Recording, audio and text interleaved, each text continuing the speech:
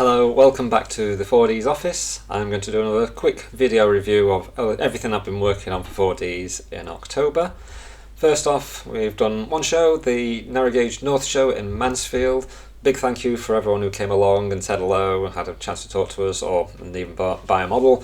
And also thank you for Andrew Mott and his team for putting on such a great show. It was a real rabbit warren of an event. Lots of different rooms. Each one you went into had its own selection of layouts and traders. It was a really fun time, and we're looking forward to being back there next year. For those who want a date in their diary, it's going to be 1 week later, October the 31st. Our next show is going to be Narrow Gauge North in Pudsey. That's the beginning of March. And up till then, we've got a lot of new CAD, hopefully, to try and get ready for release at that show. In terms of releases for October, we've had two main releases, which are Diana, the 7mm NG7 model for the Bachmann Corey Hunslet chassis, which I featured in the previous video, and the new set of four Andrew Barclay / Orenstein and Koppel machines for the Bachmann Percy chassis in 4mm scale. So this model has, a bit like the Bachmann Percy chassis upgrade valve gear kit, been on the back burner since sort of March, when the majority of the CAD for this was finished. Obviously that was when I got involved with Rapido and their Cerdar chassis and wanted to sort of promote the range of kits you could make with that mechanism, and pre-orders are still open for that for those who have not got around to pre-ordering one yet. We're going back to the Andrew Barclays / Orenstein and Koppel. Now the gestation comes from, obviously I'm doing the miniatures for the Tower Flynn Railway. I've currently done numbers 1, 2 and 4. I'm hoping to do all their fleet before too long, and to do that they're helping me by sending me a lot of research materials and drawings to help me get the dimensions and features correct and accurate. So to help me with number 6, they actually managed to find and send me Andrew Barclay's general arrangement drawing, which is sort of the manufacturer's drawing of the whole loco, showing pretty much all the features as to sort of say where everything goes with all the main key dimensions. And it works really nicely on a Bachmann Percy chassis. There are a few details I've had to tweak in order to make it fit, principally the boiler backhead, the firebox I've had to extend so it goes further into the cab, just so it completely hides the mechanism. But other than that, wheel position and dimensions are all pretty much spot on. This is an interesting loco. Even though it was built by a Scottish manufacturer, it shares a lot of common features with the German 40 horsepower and 50 horsepower machines from Orenstein and Koppel. In particular, the regulator valve's position on the right hand side of the dome here. Then you can see the steam pipes going down to the cylinders. Also, the distinctive handbrake in the back of the cab. For those who've got this model, you can see it's got a very strange handbrake. It's not a typical sort of windy one that you'd get on British locos. It's on like a big levered arm. Also features such as the tank filler for the well that's in between the frames, being part of the sort of arm that holds the slide bars for the motion. All very similar. It makes you wonder why it is so similar, if someone from Orenstein and Koppel went to work for Andrew Barclay or they just happened to acquire some drawings. But since I'd done all the CAD work for this machine, I thought it might make nice something different to do the German variants. So there are 3 Orenstein and Koppels. There is obviously Otto, which is very heavily inspired by the 50 horsepower machines built as standard. One of such is in the UK and preserved at the Bredgar and Wormshill Railway. There are no drawings that I can find of these machines. I had various searches, and it sounds like most of the Orenstein and Koppel archive was destroyed at some point during the wars. So this model has just been principally done based off the original dimensions of the Andrew Barclay, but scaled to photographs to make it fit. In this particular case, there is a photograph on the Wikimedia Commons which has been particularly helpful. It's a very good side profile of Helga at the Bredgar and Wormshill, which I was able to overlay my CAD onto to make sure that the proportions of the tank, the cab, smoke box and boiler were all right and accurate.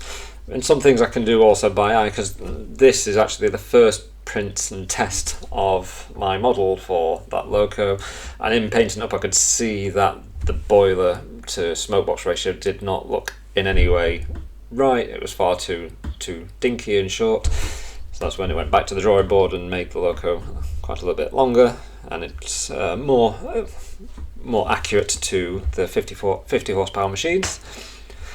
The other Ornstein & Koppel of UK origin is the Utrecht loco, based on the sort of fleet of, I think there's 3 or 4 machines that they had from Ornstein & Koppel. They are slightly different from a standard well tank, and so they are a tank and well tank. They've got a normal water tank beside the boiler, which is also connected to the well tank, so they've got a much higher water capacity.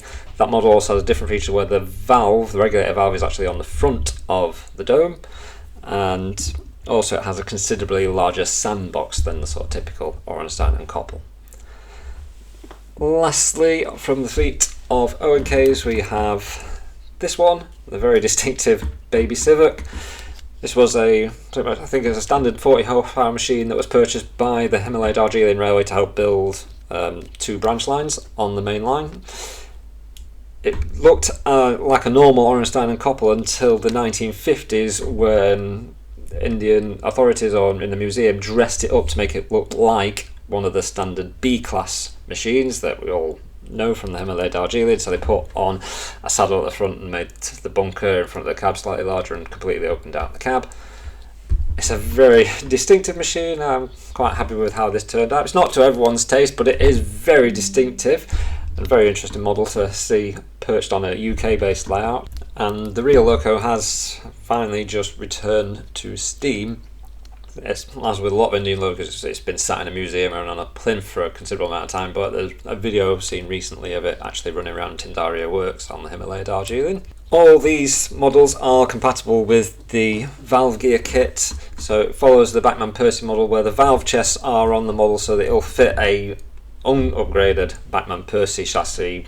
For those who don't want to mess with the chassis, you can just put a standard chassis onto the model. For those wanting to put the waggly bits, you can snap the valve chest off, and then the cylinders from those models will then fit into the body. Now, a few people obviously ask about the Tower Flynn's version of this. There are issues with getting the Tower Flynn version of the E-Class Douglas to fit my waggly bits because of how thin the model is.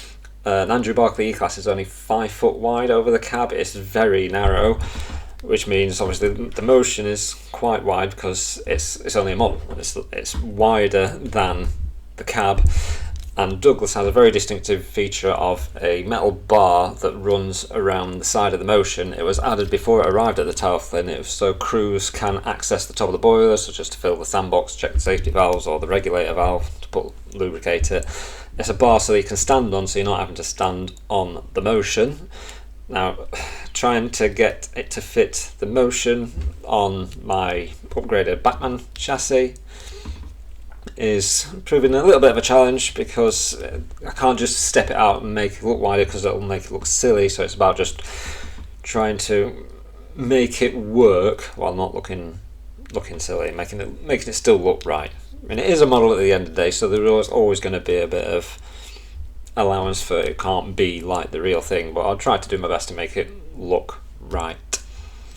But that's on the back burner. Well, it's not on the back burner, I'm working on it, but it's not going to happen anytime soon, I don't think. In terms of this month, we've also had several commissions, quite a lot in 7mm scale, such as this one. This is a Tower Flynn static model, which is based off the CAD from my miniature. The commissioner wanted something that looked roughly like it was pre-Gibbons. Now, this is not anything like pre-Gibbons. This is Tower Flynn as it is today. I've just taken the air pump and stuff off to make it look like a pre-Gibbons rebuild. It would take a lot of work and a lot of recadding, and it would be a lot more than the cost of this. This, for anyone interested who just wants a static model of Tower Flynn with a frame, it's £50 plus postage. If you want me to start taking the chassis off to put your own chassis under it, I can do that too. But it's slightly more expensive because I've got to completely re-support it and test it and check it works.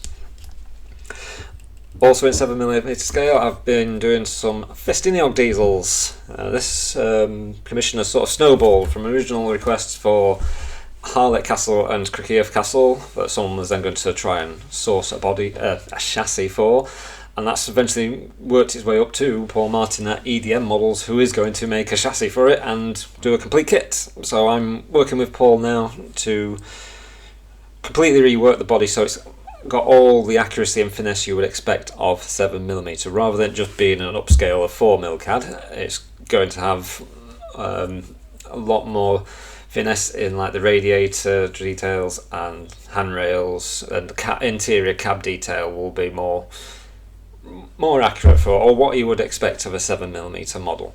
It's going to be a considerable redrawing because I've only actually got one drawing of these machines, which is from the 7mm Society. Look, I've got Paul is regularly out at the Fest New York, he's taking some measurements and double checking some features, so those models will be sort of re-CADed probably early next year to make sure they are as accurate as they can be. It's only the 3 diesels at the moment, the Harlech Castle in 2 conditions and Crickieff Castle.